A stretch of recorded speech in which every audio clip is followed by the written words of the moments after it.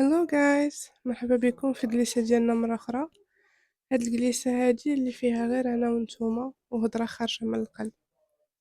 خلي هاد اللحظة هادي تكون مختلفة واحد شوية، ماشي فيديو سريع، ماشي محتوى خاصو يدوز بالزربة. جربي غير تكالمي السرعة ديالك شوية وخدي نفس عميق. كنلاحظ مؤخرا أن أكبر تعب ما كيجيش من الخدمة ولا من المسؤوليات ولا حتى من المشاكل الكبيرة اللي كيبانوا واضحين قدامنا. أكبر تعب كيجي من واحد الحاجة اللي ما كتبانش، حاجة خفية. تعب ديال محاولة أنك تكون الشخص اللي كيبغيوه الناس كاملين. كتحاولي تكوني ديك البنت المزيانة، الصديقة اللي كتفهم الجميع، الإنسانة اللي كتخبي القلق ديالها وكتبلع ديك الغصة باش ما يتقلق منها حتى شي واحد. كتحاولي تباني قوية، هادئة، متزنة ومرضية للجميع. كتحاولي تكوني النسخة اللي الناس مرتاحين معاها، ولكن المشكلة انك ملي كتلبسي بزاف ديال الادوار كتولي تنساي الدور الحقيقي ديالك. وفي وسط هادشي كامل كيوقع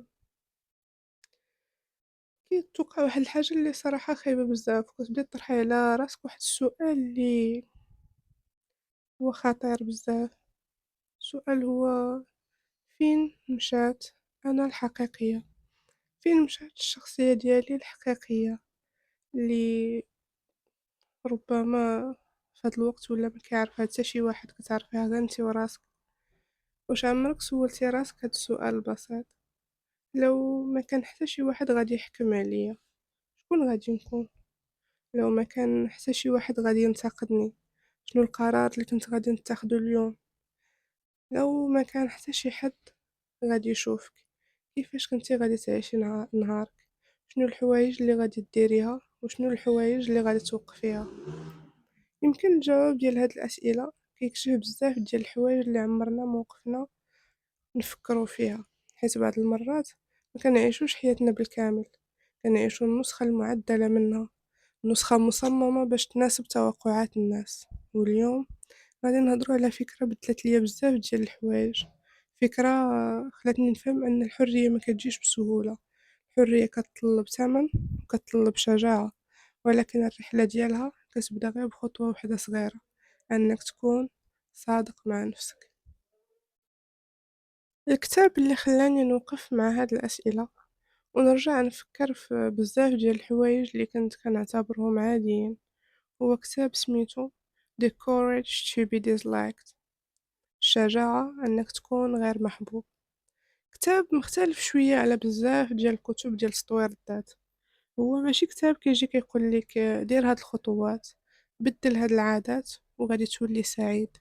لا، كتاب مكتوب بطريقة مختلفة تماما. هو حوار طويل بين واحد الشاب اللي غاضب وفيلسوف مكالمي هادئ بزاف. الولد داخل القصة هو مقتنع بواحد الحوايج اللي يمكن حتى حنا كنآمنوا بيها. كان مقتنع أن العالم ظالم، أن بعض الناس عندهم حظ أكثر من غيرهم، أن الماضي ديال الإنسان كيحدد المستقبل ديالو، وأن بزاف ديال الجروح اللي عاشها الإنسان كتبقى كتحكم فيه حتى منين يكبر.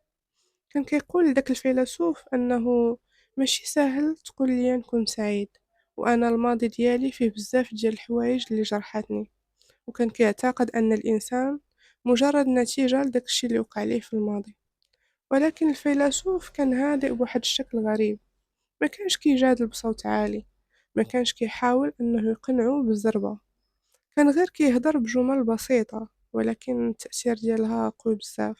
في واحد اللحظة قال جملة خلاتني نوقف شوية وانا كنقرا. قالو: باش تعيش بحرية خاصك تكون مستعد انك تكون غير محبوب.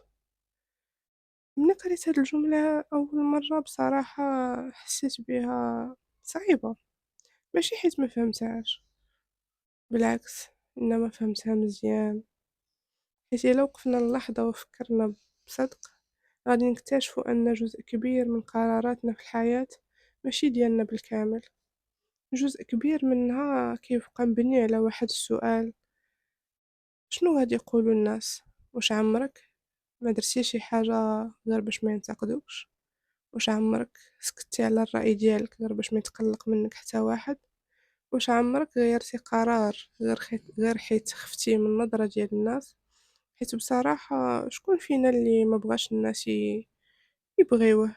شكون فينا اللي ما كيخافش من الرفض، من الانتقاد، من داك الصمت الغريب ملي الناس ما كيعجبهمش الاختيار ديالك، من داك التعليق اللي كيتقال بنبرة خفيفة ولكن كيأذيك بزاف، فاش كتولي تنسالخ على ديك النسخة اللي ولفوها فيك وكتبدا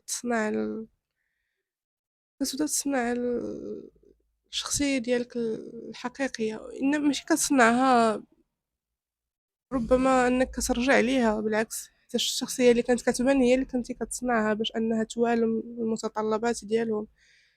ملي كترجع لشخصيتك الحقيقية كيبداو يقولولك تبدلات، ما بقاتش بحال قبل، ولات كتفكر غير في راسها. هادشي كامل كيخلي بزاف ديال الناس يفضلوا يبقاو في نسخة مألوفة منهم، نسخة الناس مرتاحين معاها حتى إلا ما كانتش هي النسخة الحقيقية. ومن هنا بدات الرحلة الحقيقية ديالي مع هذا الكتاب، ماشي رحلة باش نلقى نصائح واجدة، ولكن رحلة باش نجاوب على سؤال بسيط ولكن خلعني الصراحة: واش نقدر نعيش حياتي حتى إلا ما بغاونيش الناس كاملين؟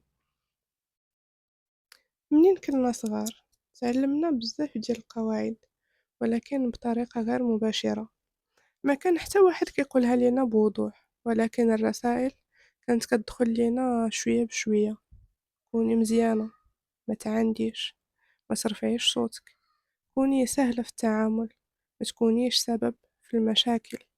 ومع الوقت هاد الكلمات الصغيرة كتحول لقوانين داخلية، كنوليو كنراقبو نفسنا بلا ما نحسو،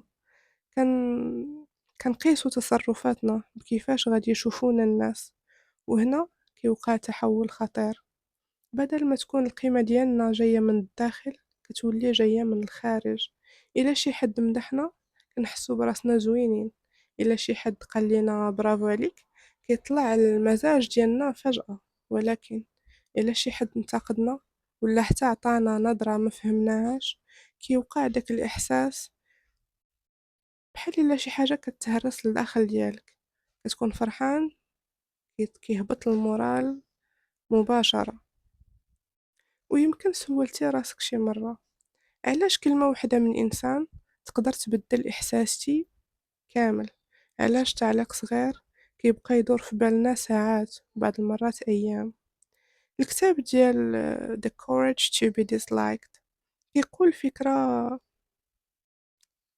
صادمة واحد شوية، كيقول إلا كانت السعادة ديالك مرتبطة بالنظرة ديال الناس راه حياتك ديالهم ماشي ديالك. وهاد الجملة صعيبة شوية ولكن فيها واحد الصدق كبير، حيت ملي كتعيشي باش ترضي الجميع كتولي تراقبي نفسك أكتر ما أنك كتعيشي حياتك، كتسولي قبل ما تهضري واش هاد الكلمة غادي تعجبهم ولا غادي يفهموها غلط. كتأجلي قرار كنتي باغاه غير حيت خايفة من ردة الفعل، كتحبسي فكرة، كتكتمي رأي، كتبلعي كلمة غير باش تبقى الصورة ديالك مريحة للناس. والمشكل أن هادشي كيوقع ببطء، ما كتحسيش به في نهار واحد، ولكن مع الوقت كتكتشفي أنك وليتي كتعيشي حياة محسوبة، حياة فيها حذر بزاف، ضحكة محسوبة، كلمة محسوبة، قرار محسوب. ووسط هاد الحساب كامل كتضيع العفوية ديالك، كتضيع الجرأة الصغيرة اللي كانت عندك نهار كنتي صغيرة.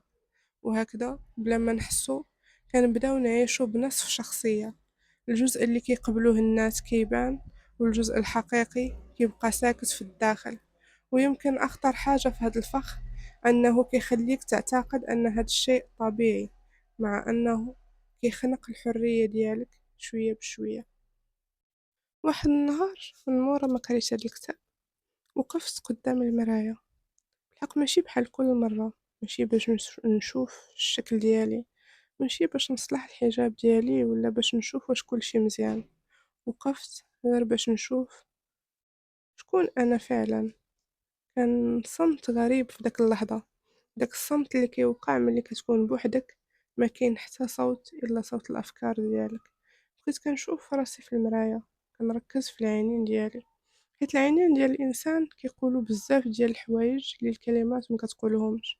وفجأة جا في بالي واحد السؤال بسيط في الكلمات، ولكن ثقيل بزاف في المعنى: واش هاد الإنسانة اللي قدامي هي فعلا أنا، ولا هي غير نسخة تعلمات كيفاش تبان مزيانة قدام الناس؟ نسخة كتختار كلماتها بعناية، كتضحك في الوقت المناسب، كتسكت في الوقت المناسب، كتحاول أنها تكون مقبولة، ولكن ماشي بالضرورة حقيقية. بقيت كنشوف راسي وكنفكر، تخيلت لو أن المرايا تقدر تهضر، لو كان عندها صوت، يمكن كانت غادي تسولني أسئلة عمري ما طرحتهم أنا على راسي. يمكن كانت غادي تقول لي: فين هو الرأي اللي كتخبيه غير باش ما يبانش أنك مختلفة؟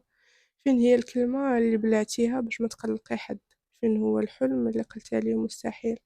ماشي حيت مستحيل فعلا، ولكن حيت خفتي الناس ما يفهموش. ويمكن كانت غادي تزيد تقول: فين هي الشجاعة اللي كانت عندك نهار كنتي كتقولي رأيك بلا حساب، كتضحكي بلا ما تفكري شكون غادي يشوفك، وكتحلمي بلا ما تسولي واش الناس غادي يقبلوه ولا لا. وسكت، حيت بصراحة ما عرفتش نجاوب، ما عرفتش شنو غادي نقول. حسيت براسي كنشوف قدامي إنسانة تعلمت بزاف ديال الحوايج، تعلمات أنها تكون معقولة، مفهومة، محسوبة. ولكن في داك اللحظة بان ليا واحد السؤال آخر: واش في وسط هاد التعلم كامل ضاعت شي حاجة مني؟ حيت بعض المرات الإنسان كيولي محترف في إرضاء الناس، ولكن كيضيع الطريق اللي كيرجعو لراسو. في داك الصمت فهمت فكرة بسيطة: أن أكبر خطر ماشي أن الإنسان ما يعجبهمش الوجود ديالك. الناس ديما غادي يختلفوا، ديما غادي يكون اللي يعجبه واللي ما يعجبوش. ولكن الخطر الحقيقي هو أنك مع الوقت تبداي حتى ما تبقاش عارفة شكون انتي، ما تبقايش متأكدة واش هاد القرار ديالك ولا قرار خديتيه باش ما تخيب حتى حد، واش هاد الحياة اللي عايشة هي اللي بغيتي فعلا، ولا غير الحياة اللي تعلمتي فيها أنك تكوني مقبولة. وفي داك النهار المرايا ما عطاتني حتى شي جواب، ولكن عطاتني واحد الحاجة اللي أهم: عطاتني سؤال، بدا الرحلة ديال البحث على راسي من جديد.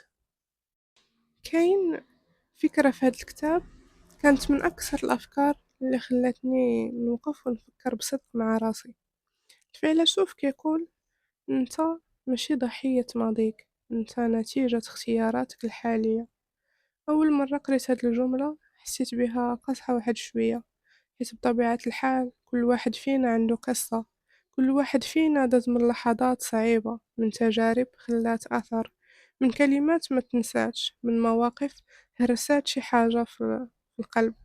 وسهل بزاف أننا نقولو أنا هكا حيت تربيت في بيئة معينة، أنا ما عنديش ثقة في راسي حيت شي حد هرسني، أنا ما كنعبرش على رأيي حيت تعودت نسكت، أنا ما نقدرش نغامر حيت جربت قبل وفشلت. وهذه كلها أسباب مفهومة وحتى حقيقية. ولكن الكتاب كيطرح سؤال آخر، سؤال كيتجاوز الماضي: واش ممكن نكونوا كنستعملوا الماضي كدرع؟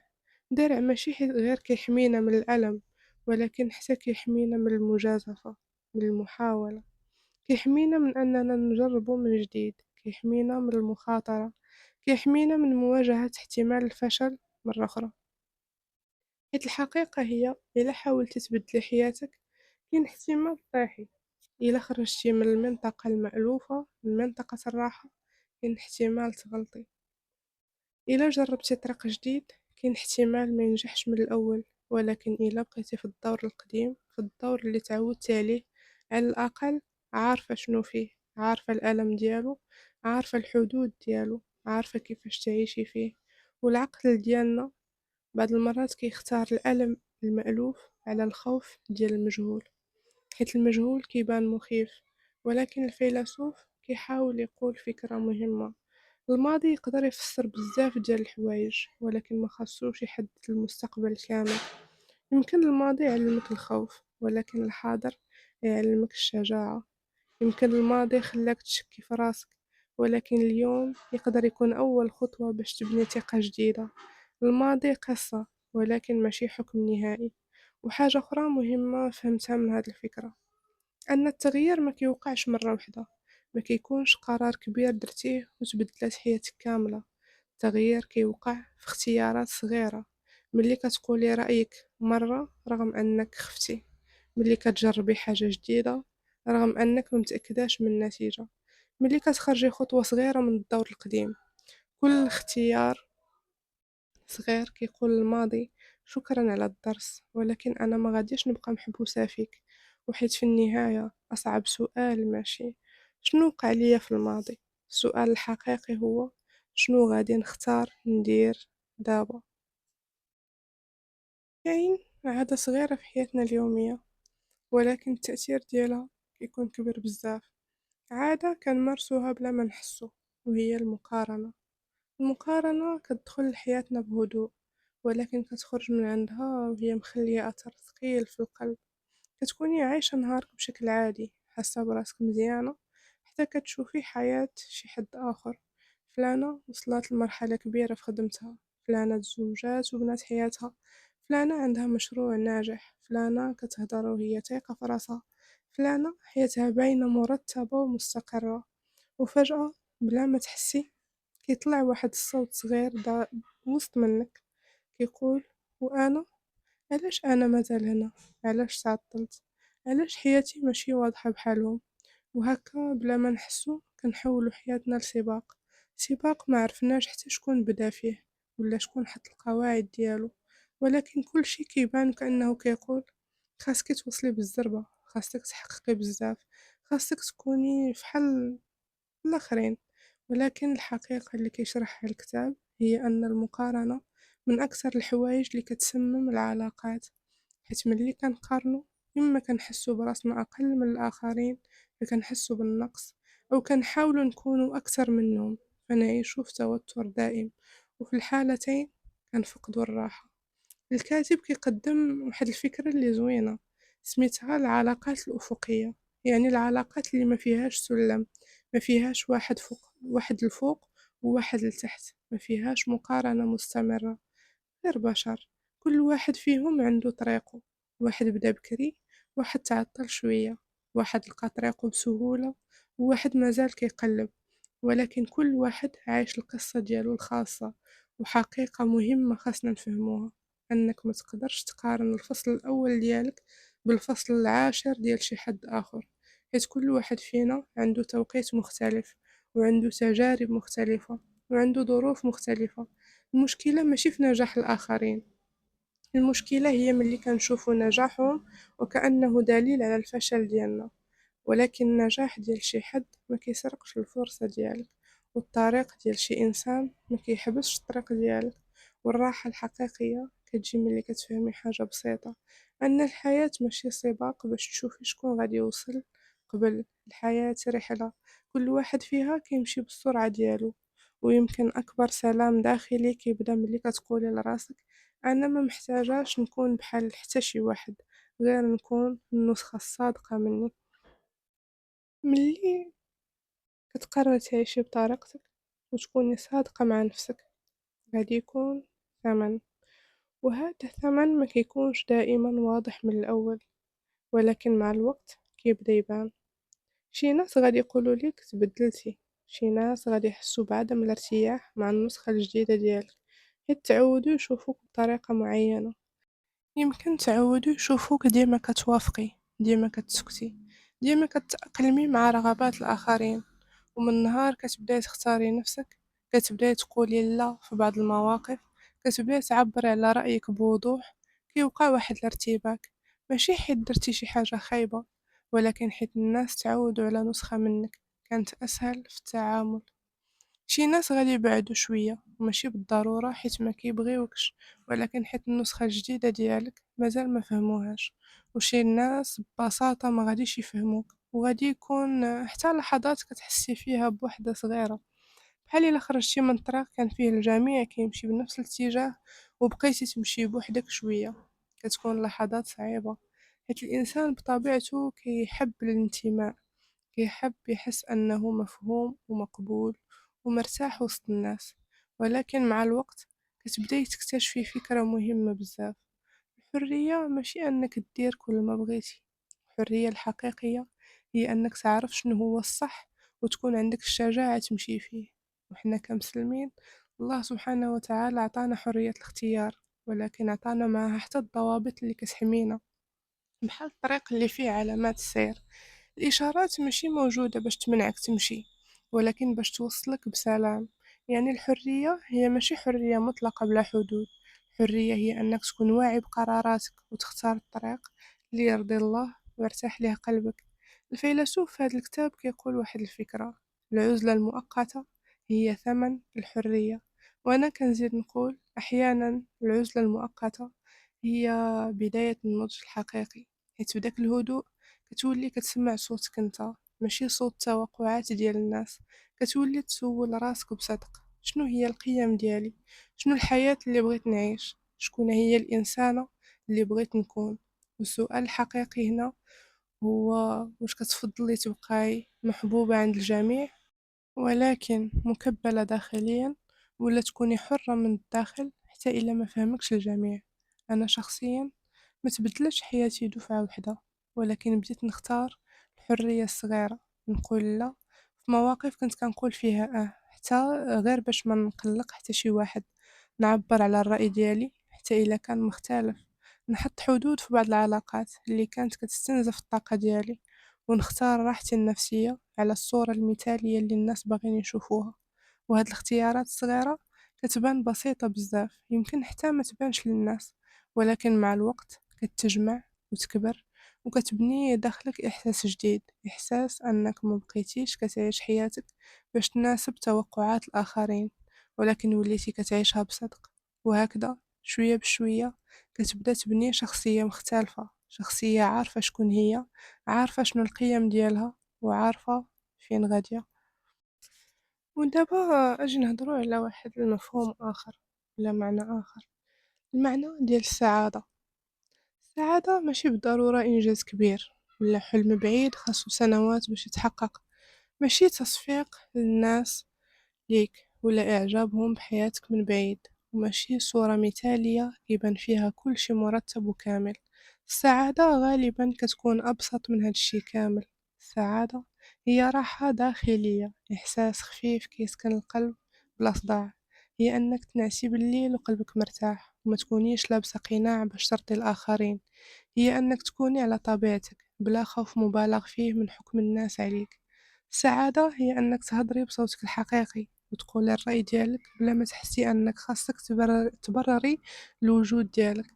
السعادة هي كذلك أنك تعلمي تقولي لا لبعض الأمور بلا إحساس دائم بالذنب، وبلا ما تحسي أنك مسؤولة على رضا الجميع.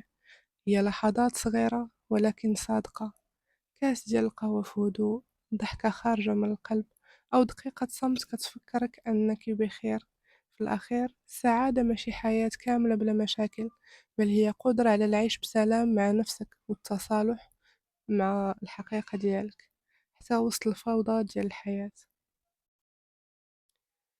يمكن بعض الناس ما يعجبهمش اختيارك، يمكن ينتقدوك، يمكن حتى يستغربوا منك ويقولوا علاش تبدلات، ويمكن بعضهم يحاولوا يرجعوك للصورة القديمة، الصورة اللي تعودوا يشوفوك فيها، الصورة اللي كنتي فيها ديما كتحاولي ترضي الجميع.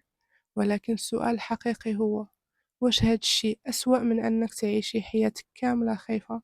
خايفة من كلام الناس، خايفة من نظراتهم، خايفة من أنك تكوني مختلفة شوية. حيت في الحقيقة أصعب حاجة ماشي أن الناس ينتقدوك، أصعب حاجة هي أنك مع الوقت تبداي حتى انتي تبعدي على راسك، تولي كتعيشي حياة ماشي بالضرورة الحياة اللي بغيتيها. لهذا إلا خرجتي من هاد الجلسة بفكرة وحدة فقط، خليها تكون هي هادي: ماشي ضروري يبغيوك الناس كاملين، ولكن ضروري أنك تكوني منسجمة مع نفسك. حيت في الأخير الناس غادي يعيشوا حياتهم وغادي ياخدوا قراراتهم وغادي يمشيو في طريقهم، وانتي اللي غادي تعيشي حياتك كل نهار وغادي تنعسي مع أفكارك وغادي تفيقي مع اختياراتك وغادي تعيشي النتائج ديالها. لهذا ما خاصكش تبدلي حياتك كاملة مرة واحدة.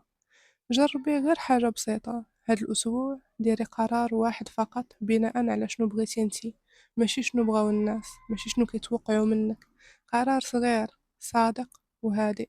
يمكن يكون رأي عبرتي عليه، يمكن تكون لا قلتيها لأول مرة على شي حاجة ما عجباتكش ما بغيتيش ديريها. يمكن حتى خطوة صغيرة درتيها لنفسك، حيت الحرية غالبا ما كتجيش مرة واحدة. الحرية كتبدا بلحظة صغيرة، لحظة صدق مع النفس، لحظة كتقولي فيها أنا غادي نحاول نكون أنا الحقيقية. ويمكن النسخة الصغيرة اللي الداخل ديالك، ديك البنت اللي كانت كتضحك بلا خوف، كتحلم بلا حدود، وكتقول رأيها بلا حساب، يمكن غير كتسنى منك ترجعي ليها شوية بشوية. كنت معكم اليوم ماشي باش نقول لكم شنو خاصكم ديروا، ولكن باش نفتحوا نقاش صادق بيناتنا وبين راسنا، ونوقفوا اللحظة ونسولوا نفسنا، واش الحياة اللي كنعيشو دابا هي فعلا الحياة اللي بغاها قلبنا؟ وإلا حسيتي أن هاد الحلقة وصلاتك وخلاتك تفكر شوية في حياتك، خلي لي في التعاليق شنو هو القرار اللي اتخذتيه اليوم وكان مختلف على شنو كيتوقعوا منك الناس، باش نفكروا بعضياتنا أن الشجاعة ماشي ديما صوت عالي. أحيانا الشجاعة الحقيقية هي أنك تكوني انتي.